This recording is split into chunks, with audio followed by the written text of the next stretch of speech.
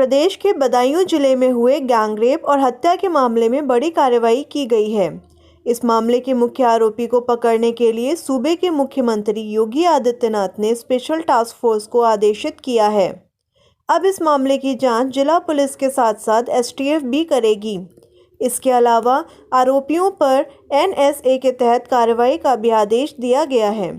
साथ ही मामले के मुख्य आरोपी यानी फरार महंत पर 50,000 रुपये का इनाम घोषित किया गया है। कोरोना की वजह से पिछले वर्ष कानपुर भी अछूता नहीं रहा और लोग परेशान दिखे। इसी दौरान 5 ऐसी बड़ी घटनाएं हुई जो पुलिस विभाग के लिए किसी चुनौती से कम नहीं हैं। इनमें देश की चर्चित घटना बिकरू कांड भी रहा, जिसमें सीओ समेत 8 पुलिसकर्मी शहीद हो गए थे। ऐसे में अब पुलिस विभाग इन सभी अभियुक्तों पर रासुका के तहत कार्रवाई करने की तैयारी में जुट गई है। आईजी मोहित अग्रवाल ने इसके लिए आदेश भी दिए हैं। उत्तर प्रदेश के लगभग सभी जनपदों में आए दिन कुछ न कुछ अपराध होता ही रहता है, लेकिन साल 2020 में कानपुर कुछ ऐसी घटनाएं सामने आईं जिससे प्रदेश हिल गया।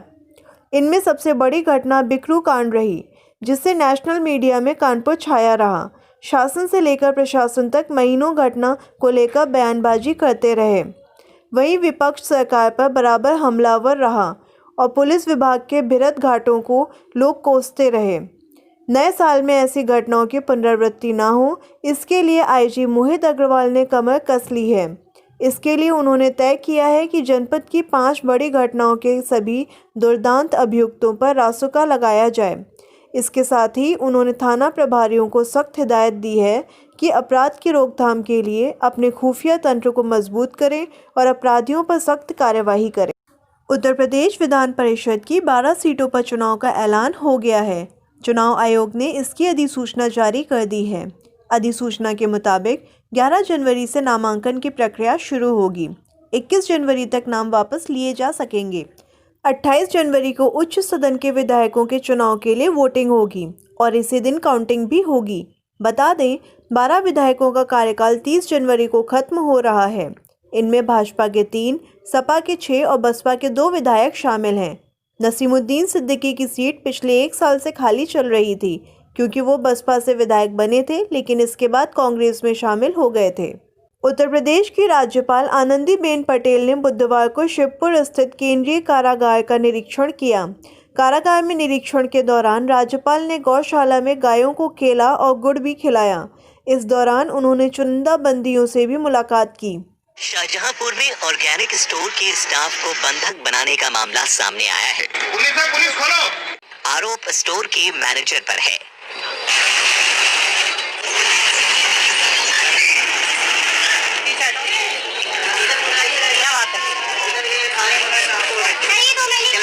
दरअसल स्टाफ के लोग सैलरी मांगने मैनेजर के पास पहुंचे थे।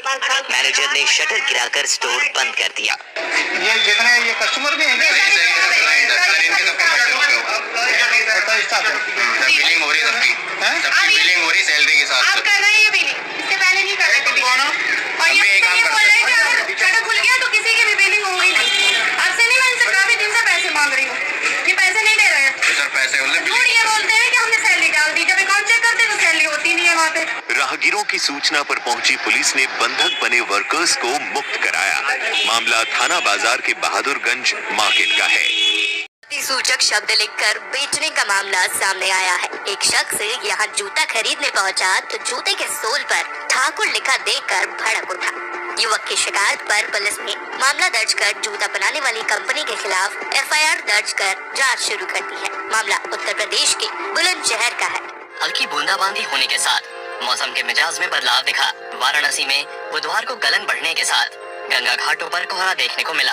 अधिकतम तापमान 27 डिग्री से गिरकर 23.2 डिग्री सेल्सियस पहुंच गया। वहीं न्यूनतम तापमान 15 डिग्री सेल्सियस से 13.5 डिग्री तक आ गया। मौसम वैज्ञानिकों ने 10 जनवरी तक ठंड बढ़ने के आसार जताए हैं। 80 घाट पर पर्यटक साइबेरियन पक्षियों को दाना खिलाते और बोटिंग करते देखे। कोरोना के बढ़ते मामलों के बीच जर्मनी में कड़े प्रतिबंधों के साथ लॉकडाउन लगा दिया गया है। चांसलर एंजेला मर्केल ने बताया कि 31 जनवरी तक नेशन वाइड लॉकडाउन बढ़ाया जा रहा है। जर्मनी में मंगलवार को 11,000 से ज्यादा केस सामने आए। यहाँ अब तक कुल 18,14,000 से ज्यादा संक्रमित पाए जा चुके हैं। वहीं अमेरिका में कोरोना की नई लहर के बीच 31 जनवरी को लॉस एंजलिस में होने वाले 63वें एनुअल ग्रैमी अवार्ड्स को टाल दिया गया है। इसका आयोजन अब 14 मार्च को किया जाएगा। अमेरिका में रोजाना 1 लाख से ज्यादा मामले सामने आ रहे हैं। देश में बर्ड फ्लू के बढ़ते मामलों को देखते हुए केंद्र सरकार ने दिल्ली में कंट्रोल रूम बनाया है, जो राज्यों के साथ संपर्क में रहेगा। बता दें कि देश भर में 10 दिन में 4.84 लाख 775 पक्षियों की मौत हो चुकी है। राजस्थान, मध्य प्रदेश, हिमाचल प्रदेश और केरल में बर्ड फ्लू की पुष्टि हो चुकी है। हरियाणा और गुजरात में रिपोर्ट आनी बाकी है। बर्ड फ्लू क्या है और ये खतरनाक क्यों है? एवियन इन्फ्लुएंजा या एवियन फ्लू को बर्ड फ्लू कहते हैं। ये मृत या जिंदा पक्षियों से इंसानों में फैल सकता है। संक्रमित पक्षी को खाने या संक्रमित पानी पीने से ये रोग फैलता है। कौवे सभी जगह आसानी से पहुंच जाते हैं, इसलिए उससे सबसे ज्यादा खतरा रहता है।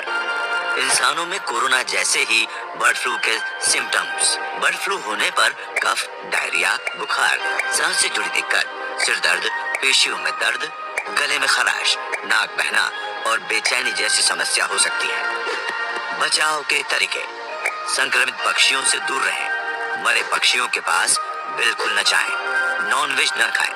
अगर खाना ही है तो नॉनवेज खरीदते समय साफ सफाई का ध्यान रखें। संक्रमण वाले इलाकों में न जाएं।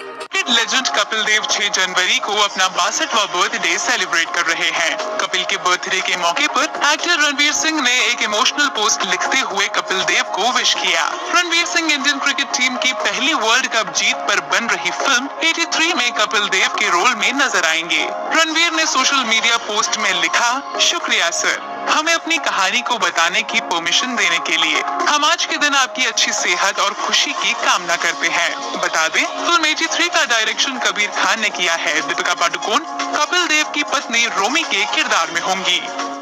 मैं ऐसे लोकतंत्र पर विश्वास नहीं करता जो गरीबों की इज्जत करना नहीं जानता।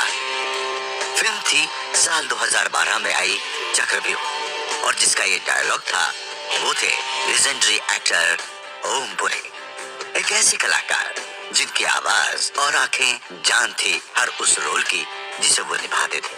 आज ओम पुरी की पुण्यतिथि है। वर्सटाइल एक्टर और पद्म भूषण से सम्मानित ओम पुरी का जन्म 18 अक्टूबर 1950 को पटियाला में हुआ था। उन्होंने न सिर्फ भारतीय बल्कि हॉलीवुड और पाकिस्तानी फिल्मों में भी काम किया।